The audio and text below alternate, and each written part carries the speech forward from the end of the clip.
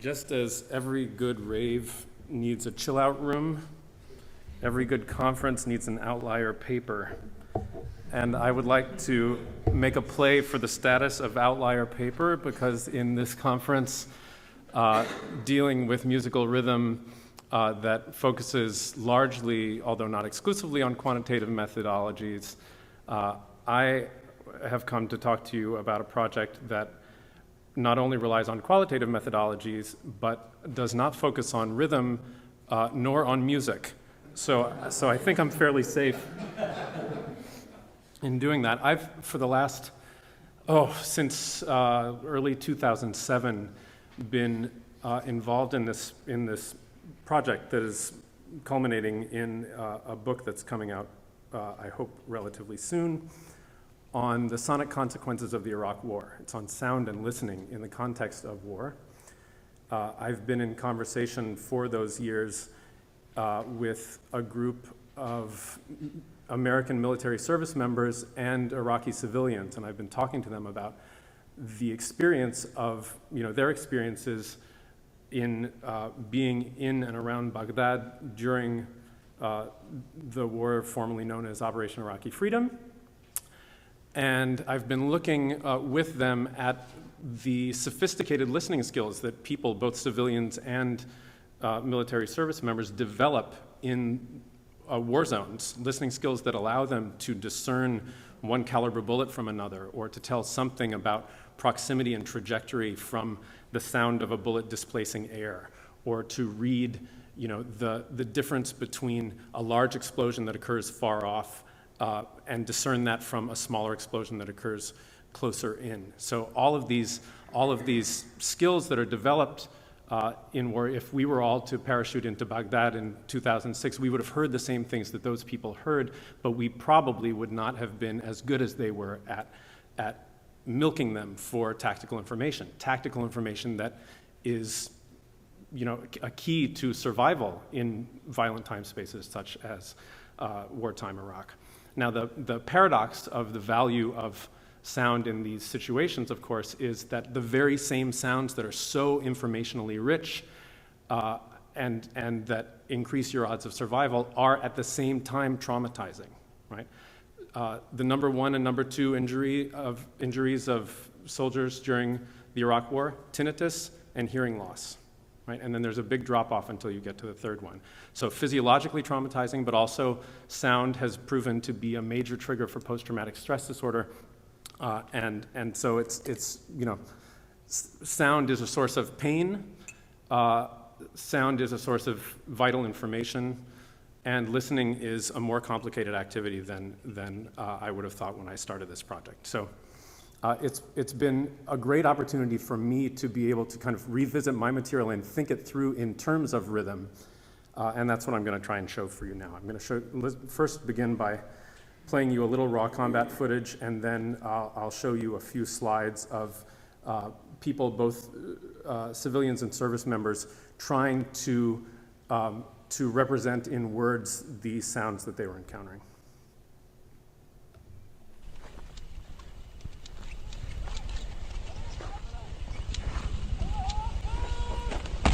Oh, shit! Hey, right there, right there!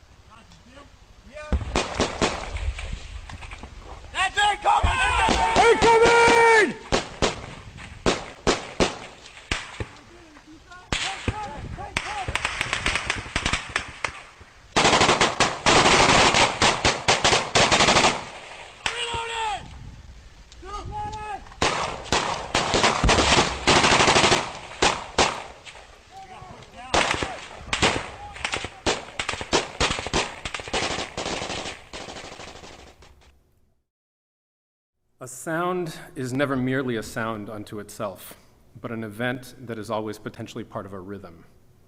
To reiterate, a is never merely a, but an event that is always potentially part of a. Phenomenologists tell us that when we listen to music or walk through the world more generally, we experience the present or the now not as a discrete point on a timeline, but as something thicker and more dynamic.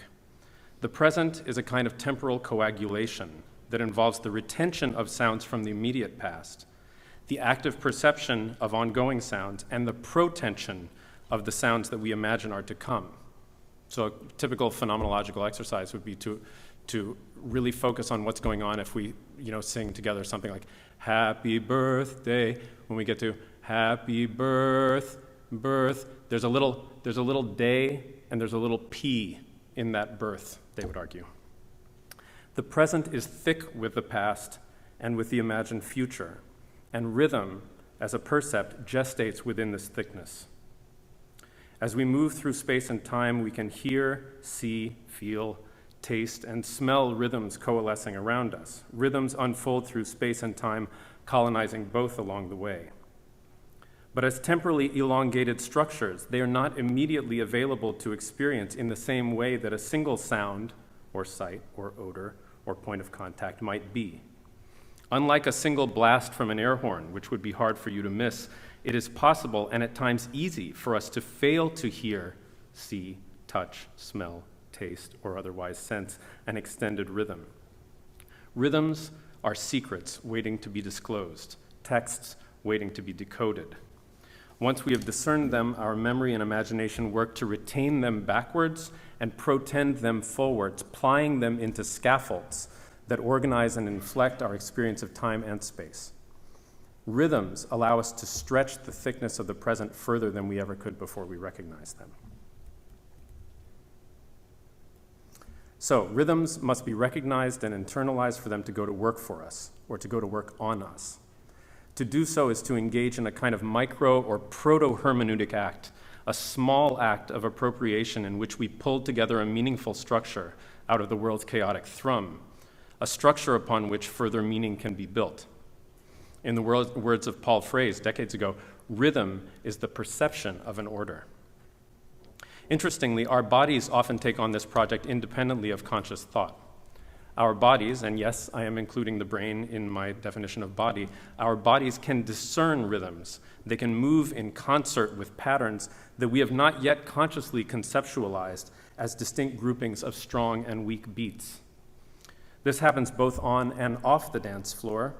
Entrainment to circadian rhythms can be observed in fungus, bacteria, and many other entities not known for their mental prowess. But there are some rhythms that we do consciously strive to understand. If the stakes are high enough, we work hard to discern their borders and their characters, and to choreograph both bodily movement and conscious thought to their beats. Within the elastic borders of musical expression, this is a matter of aesthetics and embodiment.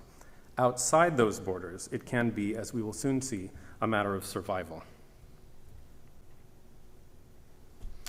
The last book Marxist philosopher Henri Lefebvre wrote before dying at the age of 90 in 1991 was a thin treatise with a tantalizing title. In Rhythm Analysis, Lefebvre attempted to found a new analytical science that would investigate and critique the multitude of rhythms that govern the natural world, biological life forms, and human social aggregations. The project was all-encompassing. Lefebvre discerned rhythm in the most seemingly stable objects. So, for Lefebvre, a rock is just the manifestation of an extremely slow geological rhythm. Now, the us in that sentence, meaning we ourselves, we are, for Lefebvre, nothing other than a collection of rhythms pulsing away at different tempi underneath the skin. Lefebvre's term for the harmony of the properly functioning body is eurythmia. When this healthy rhythm is disrupted, a dangerous state of arrhythmia results. He writes, the eurythmic body composed of diverse rhythms, each organ, each function having its own, keeps them in metastable equilibrium, which is always understood and often recovered, with the exception of disturbances, arrhythmia, that sooner or later become illness, the pathological state. The bundle of rhythms that is the body, beating heart, respirating lungs, prestissimo synaptic firings, the grand largo maestoso of the lower intestine, this rhythmic body is emplaced for Lefebvre within an environment that is itself fundamentally rhythmic. For Lefebvre, both the natural world and the body politic operate rhythmically in cyclical and unilinear rhythms of varying degrees of complexity and duration. Lefebvre's rhythmanalysis begins from an understanding of bodily rhythms and builds out an investigation of the nesting rhythms of one's surroundings, quote, listening to a house, a street, a town as one listens to a symphony, unquote. In this context, I hear this term surroundings, our surroundings, not as an abstract noun, but as a gerund, in the same active sense that the word haunting or stalking gives us. We are subject to multiple surroundings, environmental and political maneuvers, and these surroundings are, according to Lefebvre, rhythms waiting to be discerned. Now, from here on out, I'm going to be talking only about sound, but Lefebvre very powerfully tries to drive home the point that rhythms are completely intersensorial, and if we're going to take rhythm seriously, we need to be, talking to people like Reindert in visual studies, but also, people in the anthropology of the senses, and sort of think of rhythms, even temporal rhythms, in these intersensorial terms. But here we go with sound. Nowhere are these rhythmic surroundings more caustic and riveting than in wartime. In the recently, albeit imperfectly concluded war in Iraq, for example, civilian and military auditors alike contended with an array of sounds that included helicopter flybys, automatic weapon fire, mortars, rockets, the signature sound of the IED or improvised explosive device, along with a host of vehicular sounds, amplified utterances, unamplified cries, and other vocal reactions, and a host of less identifiable sounds that the conflict brought to the country. Elsewhere, I refer to the whole kind of agglomeration of the sounds that a conflict brings to a given time space as the bellophonic, playing off the Latin prefix for war and the Greek word for voice. Often the sounds of the war were valued as indices of violent acts, informationally rich signals that increased the odds of the experienced auditor's survival. In other instances, the bellophonic was received as the intermittent noise through which cherished sounds were filtered, a lamentably prominent part of the violent background upon which wartime life was noisily lived. In yet other more extreme situations, people encountered profoundly loud or disturbing sounds that, having exited the realm of the indexical, came to constitute acts of violence in their own right. So a sound that deafens, or a blast wave that jiggles your brain and causes the signature injury of the Iraq conflict, traumatic brain injury, right? The same wave which regularizes and which, if you have the luxury of distance, you perceive as sound. Those are things that kind of trouble our definitions of sound and dismantle our definitions of listening. Those are sounds that you can't listen to by definition. Really? Okay. All right. So let's get to rhythms. One of the main rhythms of the Iraq War was circadian. Different types of violent action tended to happen at different times of day. We can see this fact reflected in the U.S. Army's standing orders to maintain heightened vigilance at dusk and dawn in Iraq when fighting tended to be heavier. Over the course of a year spent in Baghdad, Oliver Poole, a war correspondent for the Daily Telegraph, learned to recognize the circadian rhythm of conflict. He wrote, "A year after arriving in Iraq, I could tell the time of day in Baghdad by the nature of the explosions. I was living there full time by then, and it had quickly become a familiar routine. The early mornings were the busiest as roadside bombs buried during the night were set off by the first patrols. It would be a fresh dawn introduced by a dull pop, a finger of smoke rising into the still subdued sky, and the knowledge as I waited for the kettle to boil that someone was already having a really bad day. The suicide bombers liked to strike in the mid-morning. I could often hear the blast in my room at the Hamra Hotel, sometimes even feel the vibrations." So Poole felt this circadian rhythm. Then after the sunset came the machine gun fire. Most military operations and extrajudicial killings occurred at night. There would be the controlled fat, fat, fat of the disciplined bursts from the American M16s, or the torrent of flat pings that marked the splurges from Iraqi Kalashnikovs. So within the kind of macro rhythm of the year that he spent and the meso rhythm of the days that he endured, Poole discerned a micro rhythm in the exchanges of fires between US military and the insurgency, the characteristic 3-round bursts of the American M16, which distinguished them from the more sustained firing practice of insurgents. 2 Army majors who served in Iraq in the early years of the war described the differences between AK and M4 fire in similar terms of rhythmic contrast. So these were 2 majors I interviewed. I guess one of the things about it, if you're talking about what differentiation there is the rhythm of the sound. Where if it's like an American firing, usually it's semi-automatic. So even if the guy is firing, pulling the trigger insane, it's still not the same as automatic fire. Whereas if it's an AK, like even to this day, I don't think I can distinguish between the two. He means between the sound of 2 individual bullets, between an M4 and an AK, because the M4 is so loud, as is the AK. But the rhythm of who is firing is really, that's how I could tell who's shooting and what's going on. So I'm going to skip ahead since I see that I'm running out of time. And I'd like to talk to you about 2 more quick stories. One is the music program, a US-endorsed practice of softening up detainees prior to their interrogation by bombarding them with loud music for extended periods. This was a very common practice throughout the war on terror, both inside and outside Iraq. This practice, documented by my colleague Suzanne Cusick and others, marks yet another way in which rhythmic sounds bombarding bodies affected subjectivities by squeezing out the mental space in which the hermeneutic act of listening takes place. Designed to disrupt sleep patterns, persuade prisoners of their interrogators' omnipotence, and prevent them from engaging in the everyday sensory activities through which normal subjectivity is established and maintained, the music program used musical sound to make it literally too loud for the prisoner to think. Sometimes rhythm can be a weapon that overpowers the auditor and overflows the connotative field that surrounds the word listening. So here you have to imagine, in this common practice, a detainee being shackled at the ankles and at the wrists, put into a forced stress position, hooded, and then either with headphones or more commonly just loudspeakers in a room, being bombarded with loud music, often heavy metal, but lots of other things. We can talk about what kind of music they used, for hours at a time, days on end, sometimes up to a month, in order to soften them up and sort of render them more susceptible to the interrogation that was to follow. Here's a quote of a detainee who endured that process. Oh, sorry, that's another quote. After a while, you don't hear the lyrics. All you hear is heavy, heavy banging. That's all you hear. You can't concentrate on the drums or what the person's saying. All you hear is just loud shouting, loud banging, like metal clashing against metal. That's all it sounds like. It doesn't sound like music at all.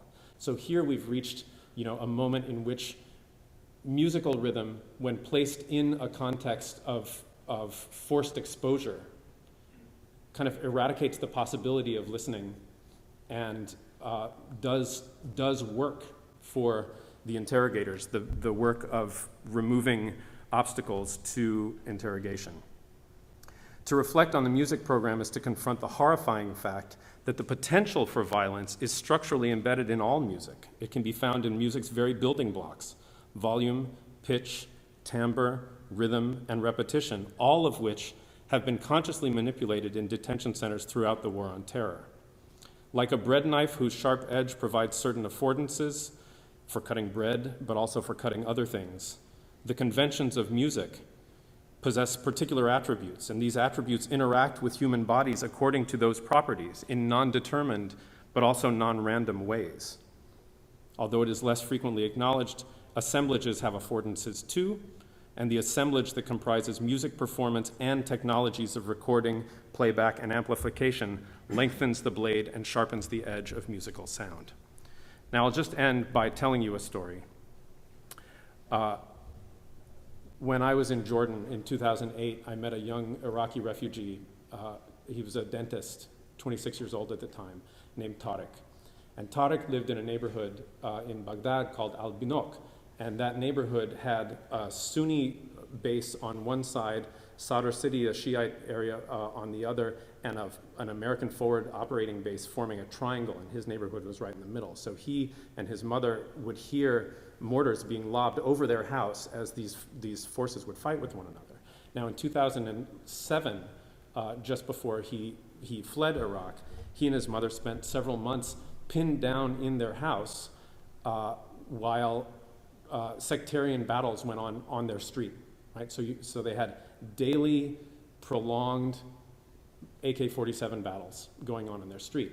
The electric grid had been compromised, so there was spotty electricity. There was no opportunity to watch TV or close the windows and turn on the AC or anything and get away from those sounds.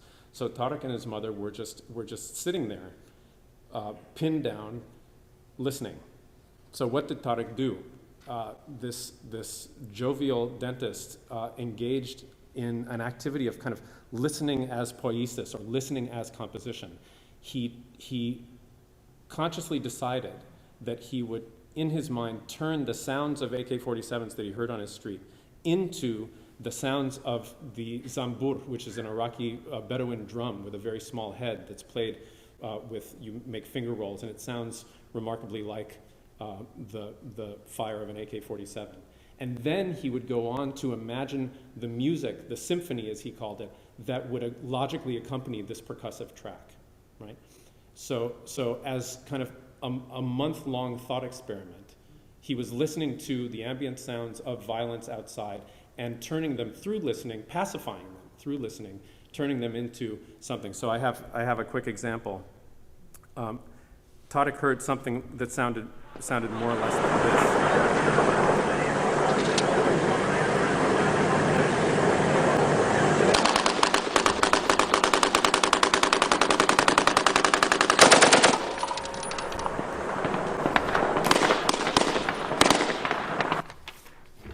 And he imagined that what he was listening to was something like this.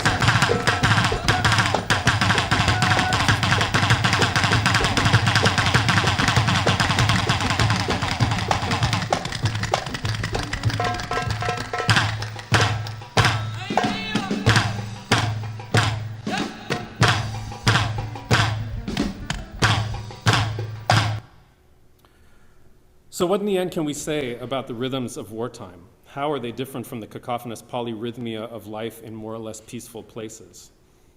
Most obviously, there are intense ethical conundra and real-life risks built into the sounds of violence that aren't automatically and reliably present in peaceful situations, including most musical ones.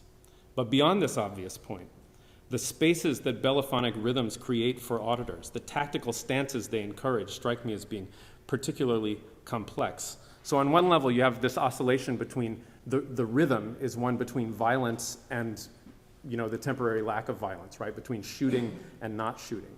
And one would kind of logically assume that shooting would require a kind of a stance of tension, and non-shooting would allow a stance of kind of relaxation, in which kind of the terminology of beats and rests is kind of eerily appropriate, right? But the situation is more complex than that. What you hear from people who have spent protracted amounts of time in war zones is that the silence itself is sinister. So there is no rest to be had in the rests, right? The anxiety that is coupled with vulnerability to these rhythms, right? Rhythms that have real world consequences. That anxiety is like a drone, right? A sometimes wavering drone, but a drone that often persists beyond the confines of the conflict, temporally. That's what post-traumatic stress disorder is, right? So as a final word, I'll just say that I'm really struck in talking to these people that rhythm, focusing on rhythm, right, is a tactic that is used to render these sounds less scary and more sort of hermeneutically valuable. So if you can recognize the rhythm, then you can move your body in ways that are safe and life-affirming, while never kind of removing the anxiety that takes place all the way through. Thank you very much.